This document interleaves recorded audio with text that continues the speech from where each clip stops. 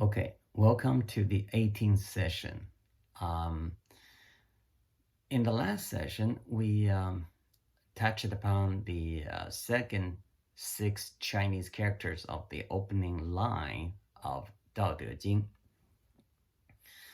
And my personal take,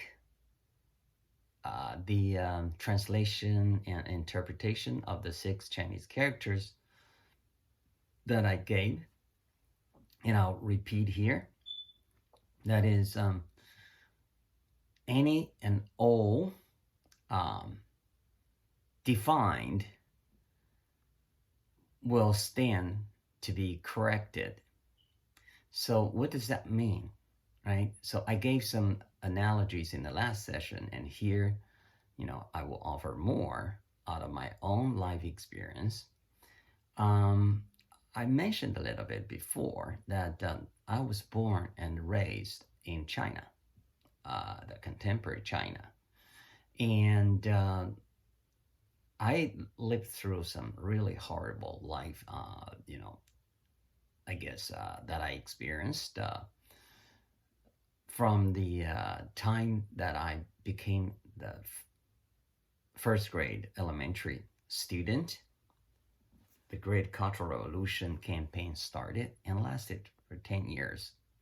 So you could imagine that was when I graduated from high school, quote unquote graduate. I didn't learn nothing from school. Um, because for the before the first semester of the first year in elementary school ended, the Cultural Revolution started, and then the following about 3 years, I had no school. My elementary school was closed, and the teachers were all sent off to the countryside for re-education by the farmers to learn the value of hard labor. So it was the time I witnessed as a 7, 8 year old kid um, how the people walk into other people's home and basically smash everything and beat the heck out of the people because of their, I guess, family background that was politically on the wrong side. I when I witnessed one of my neighbors, and she was in her early 90s, an old lady. Um, she was crawling on the floor in mud, crawling while crying, screaming, yelling, and crying when a bunch of teenagers, whip her again and again. And you just never forget that kind of horrible, uh, I guess, the sight. And all the neighbors, they were watching from behind their doors and or window curtains. Nobody came out. Everybody was angry, but if they dared to step into this, it would turn on to them. So imagine a 7 or 8 year old watching all this. And that was the horror. And they call it red horror, like it was justified. Um, I'm just glad I'm no longer in that country. And I do not, want my child or children to have to, live through something like that. So it was starting from that time. I asked myself, and I'm sure in those war-torn countries today, the other kids ask themselves the same question. What is the meaning of life? Why, right? Nobody asked us for our opinion when we came to this world. And then when we eventually have to kick the bucket, I don't believe they will say, okay, it's pending on your consensus, and then we will know if you're ready to go. I don't think that would happen like that. But then back in the political horror times, A lot of people around, you know, my, I guess, little circle, a lot of them ended their life because they couldn't take it no more. So the same question, though, actually, I guess, annoyed my daughter, who was born and raised in America. There was no horror like what I experienced, and she had absolutely no idea what I came through. You know, but still, the same question annoyed her, and just like I did, she lost her sleep. For quite a period of time. Um, so I would presume, because I asked my father, and he said when he was much younger, the same question bothered him for a while as well. So I guess we all kind of have to, face that, big question. What is the meaning of our life, right? You learn things, you accumulate your knowledge, and then just when you think you are probably at the point reaching a level somewhere that you can I guess look back and even somewhat somehow feel proud of yourself, it's time to go, right? So what does that all really mean? Does it ever really matter? So you ask yourself a lot of questions, like that. But then in the meantime, you will see people apparently, after a while, they got either their own answers to that question, or they just simply, put it aside. But then you see people pursue in their lifetime of certain things. You see people chase after the material things they want, have more money, and more money, right? And then you also have people who chase after, fame. They want to be more famous, to be recognized by more people, so they can have their own security. Feel, okay, now it's justified. Except for, neither one would have an end. Like, where do you think you're at the level? Basically, okay, so that's it. I'm gonna put a stop here. Actually, there's never going to be an end to that. If that's your chase, that's what you're after, right? Um, but then in the meantime, so I guess we're having problem to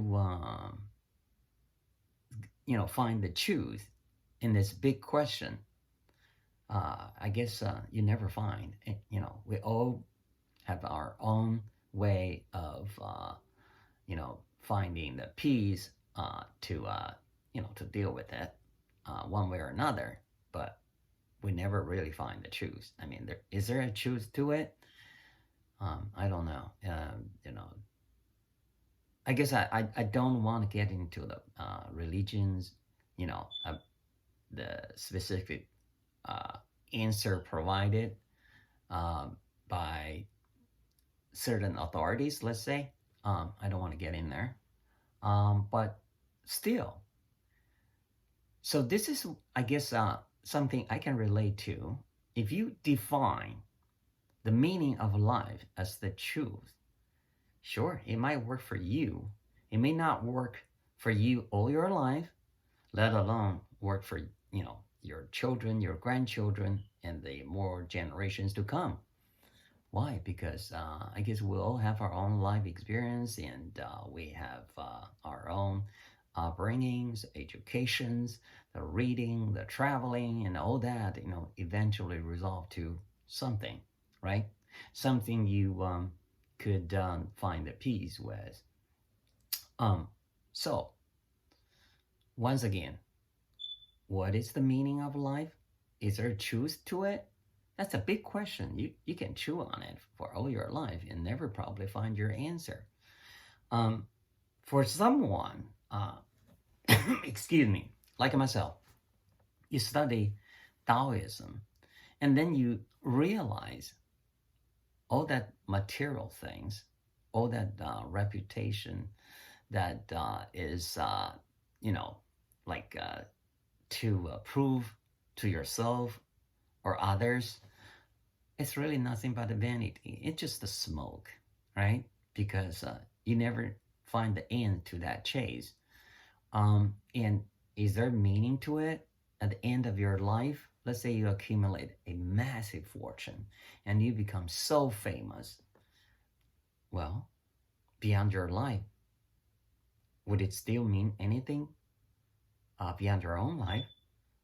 Or how long would it last, after, your life on this earth?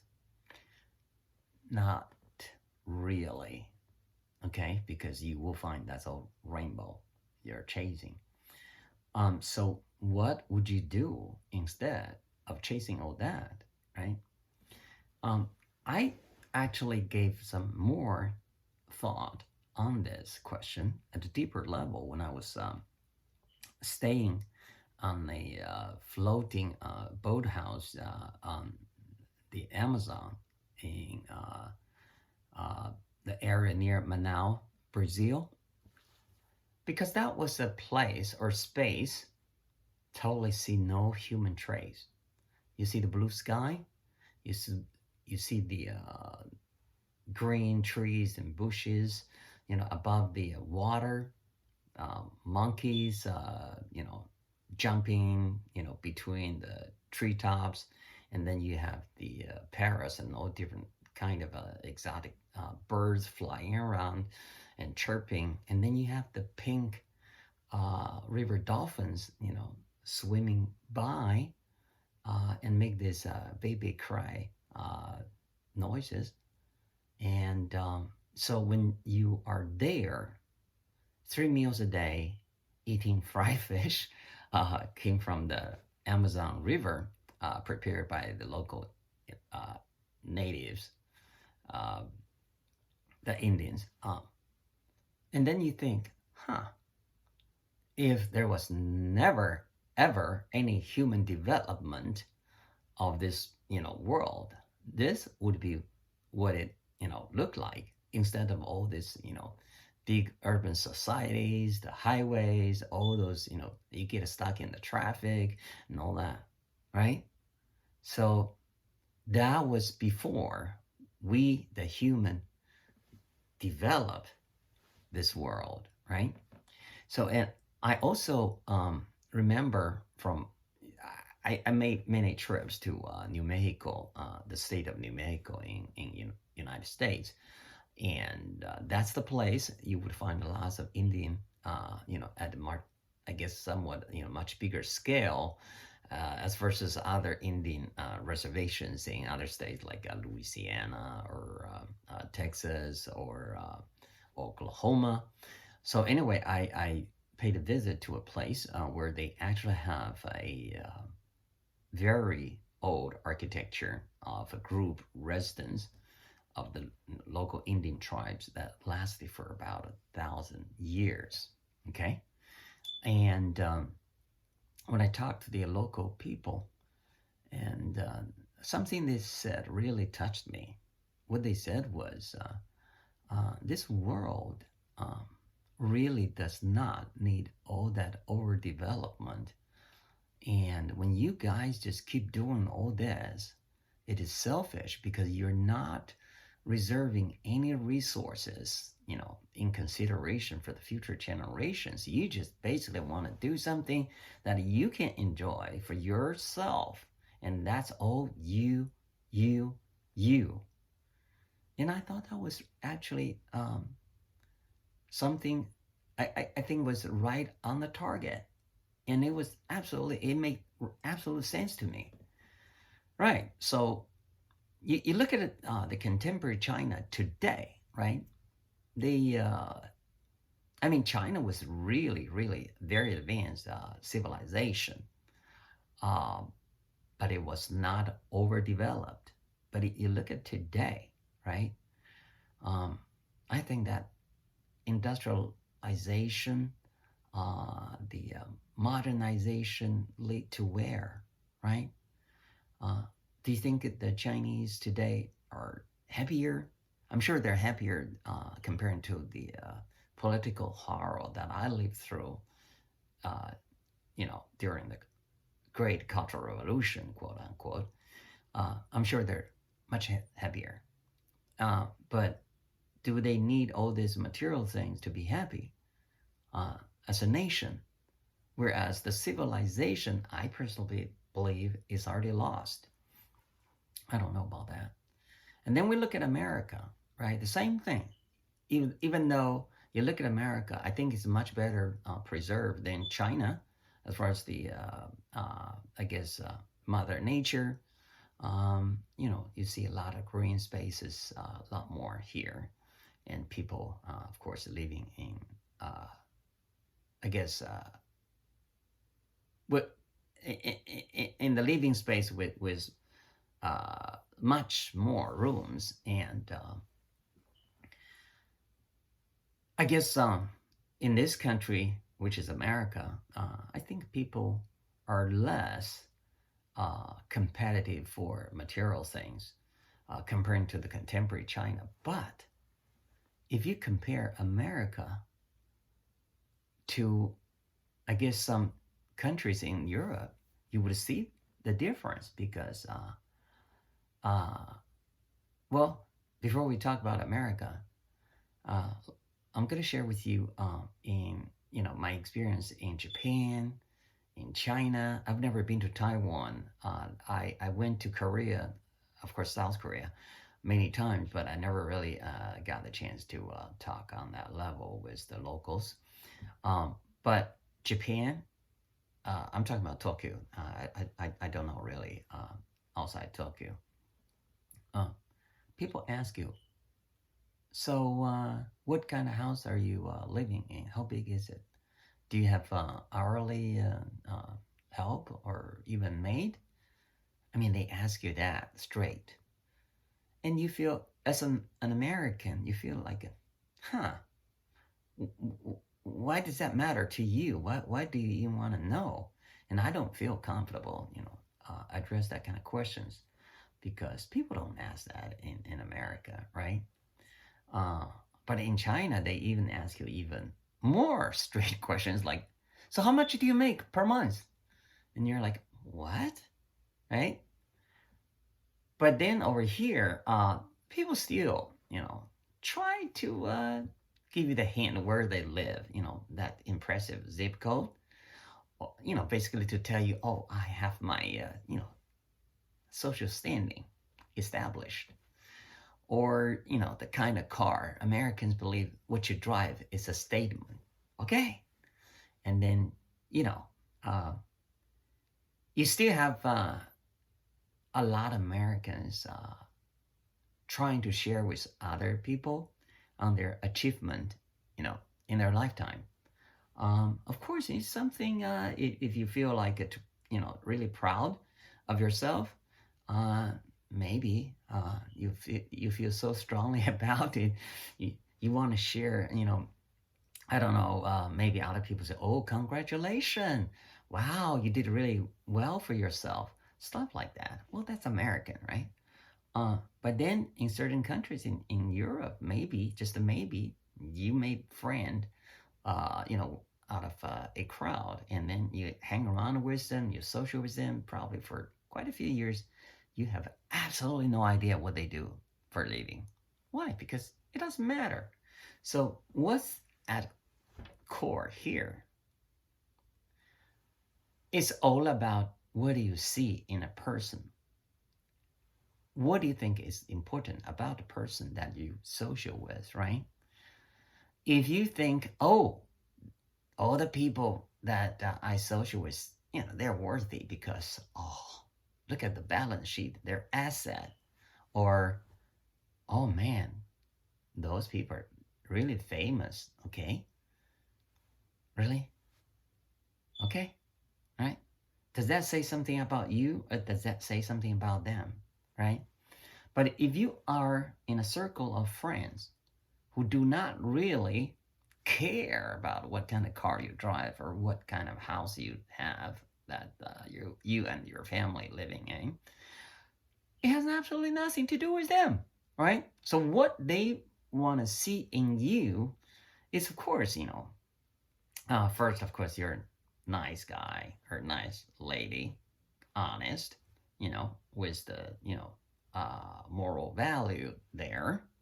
And then you have some, I guess, knowledge or, this and that actually, you know, make you, uh, make the conversation with you more stimulating, right? More enjoyable. And you do things basically, I guess in line with your moral value. And so people respect you for who you are, not exactly what you are. Uh, so if you are the president or vice president of a huge company, does that make you a better person? I don't know. Or if you are a huge movie star, does that make you a greater, human being? Or if you are, um, you know, the richest person on earth, would that make you more tolerable in a social circle when you always brag about things that, only yourself care about? I guess this is really about the society you're living in, right? So if you are in a society like that, so you pretty much know how they define the truth, right? So what's the meaning of life? And this society, I don't know if it's a consensus. I don't believe in consensus in things like that. But it's like a probably the majority, made the rule already. So what's important in this society? They already told you what's the meaning of life. Because if you see most of the people chasing after the fame, the fortune, and brag about it, show off one way or another, some are more, directly, other more subtle, you know, still the same, right? So if you're living in a society where people are more concerned about the values, right? Talk about the things that actually matters beyond their professional life, beyond the their personal asset, beyond all that things that really just kind of attachment and label rather than really who you are, right? So now that, I guess, is the analogy in this session about defining the meaning of life on the individual level and collectively, as a society. So I guess at this point you probably could relate to why uh, a lot of the Taoists back then in old times prefer to be a hermit. They want to live away from lots of crowd. Why? Because one, of course, they want to get into the mother nature at the zero distance to experience all that natural beauty. But the other is they probably couldn't stand the vanity from the crowd. A certain area that they basically just want to stay away from, and they call it city traffic or something. You see where I'm getting at? This is self-purifying and self-improving study that actually will elevate, your level, right? So if you're in a society, in a circle of, among friends, true friends, why would they care what house you have or what car you have or how much you have in your bank or, how big business do you own? It's really none of their business and none of their concern. But they respect you for who you are, not what you are. And when people ask me, what do you do for a living? Which is somewhat becoming a little more political these days in America because people start to realize this is really a snobbish questions like, what do you do? Oh, I am an attorney, and I do this and that. Basically that's my expertise. Or I'm a businessman. I work at, let's say, Chevron, ExxonMobil, Shell, and I'm executive vice president there. Oh wow! So does that mean anything as far as how nice, how good you are as a person, a fellow human being? It doesn't say anything about that, right? It probably tells me your personal achievement towards your own goal that you set, right? Does that mean other people really have the same goal, same objective? Not really. So you wanted me to value your achievement and to come up with the consensus. Yes. Wow.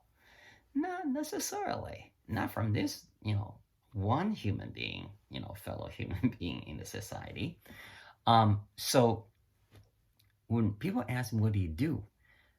It's like I work in between different industries, and it's really difficult for me to come up with a single answer. And really, deep down, like, why does that even matter to you? So you want to judge me by what I do? That's my function of being I guess, a professional. But that had nothing to do with social or other aspect of life. Whatever I do for a living has nothing to do with you. Um, and I want to keep it that way, right? So, in any case, the Americans are beginning to realize they don't want to ask, as the first question when you sit over a dining table or you're at a waiting hall of airport. You ask the first one you run into was the first question. Oh, so what do you do? Save that question, please. It doesn't matter to you, right? Of course, it is better than the Japanese and Chinese asking. The Japanese asking, "Oh, so how big is your house?" And Chinese asking, "Oh, how much do you make per month?" Really? Um, that tells you a lot, doesn't it? So anyway, this is how I relate to that. The second Chinese characters in the opening line of that book, Dao De Jing, and I'll leave it, to yourself to, decide uh, do you actually think you can relate to that? Or you have something else? And I would be so looking forward to see any of you dropping comments there. And maybe we could start our discussion that is long overdue. Okay? So until next session, ciao.